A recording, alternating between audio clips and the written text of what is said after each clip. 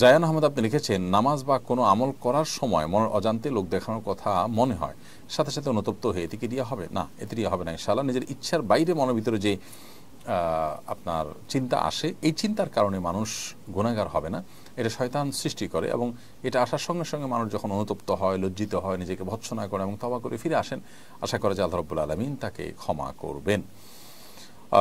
মামুন বিল্লাহ আপনি লিখেছেন, প্রাকৃতিক দুর্যোগ এলেই কেউ একে আল্লাহর গজব সাব্যস্ত করেন, অথচ এতে অনেক আলেম ওলামাও মারা যান।